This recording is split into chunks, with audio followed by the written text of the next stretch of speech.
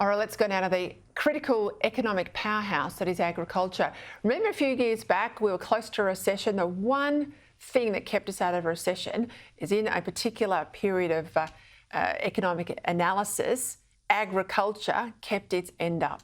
The NFF, the National Farmers Federation, though, are worried that Labor's mandatory climate reporting regime will be an absolute disaster for farmers. That's their comment today. This scheme will force farms to disclose their climate impacts. Now, the worry for farmers is they'll also be forced to include indirect emissions. So this is emissions not generated on the farm, but all the way along the supply chain as you get the beef, or the horticultural product, all the way to the supermarket and on the shelves. Now, the Coalition is calling for farmers to be given an exemption amid fears this regime could impact their productivity and their survival. Joining me now, the Australian's Environment Editor, Graham Lloyd.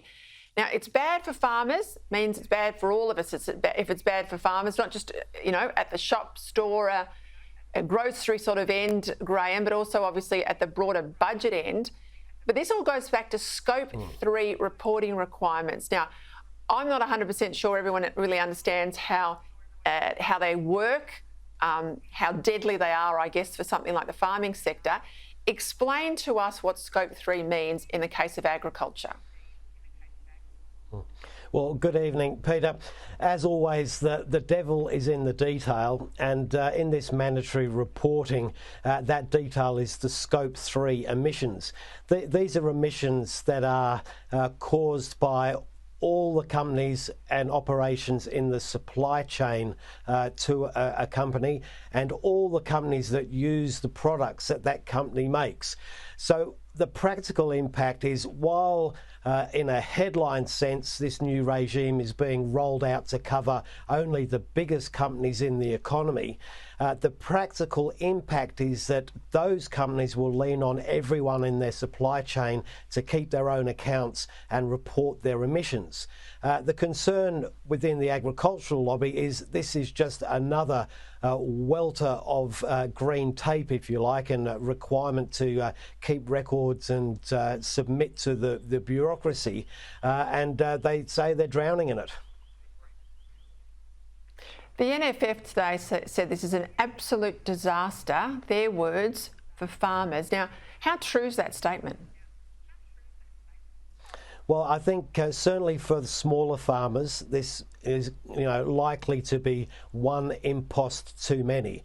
What you're seeing really with the entire architecture of carbon reporting and what have you is that it suits the big end of town, the superannuation funds that administer trillions of dollars, the big banks, the big corporations. They can all pass the costs on to someone else, and at a sort of farm level and a family farm level, it's just very difficult to participate.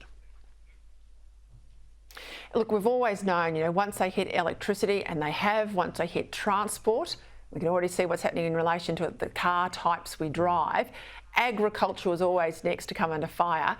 But short of culling, methane emitting ruminant animals, short of culling herds, there's not a lot we can do other than shut down our farmers. Now, we can see what's happening overseas, particularly in Europe.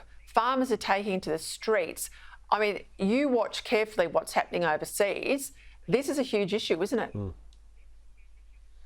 Oh, it certainly is, and I think the farming community through Europe, particularly in places like France, has always been very vocal, but they've been outraged over recent months about the imposts of the sort of climate policies that are being put on them, and they've blocked the streets, they've clogged the cities, and they've got a bit of a result from the political class, which has sort of woken up and said, well, we really need to pull things back.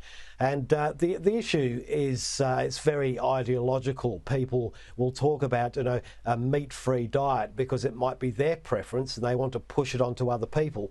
But when it comes to Scope 3 and other things, it's all about the fertilisers. It's all about the inputs that are very, very difficult to mitigate or produce in a carbon-free way, and they're only going to add to the cost of production. And it remains to be seen how those costs can be recovered. Graham Lloyd, thank you as always. tell you, we're all starting to wake up, aren't we? We're absolutely starting to wake up to this.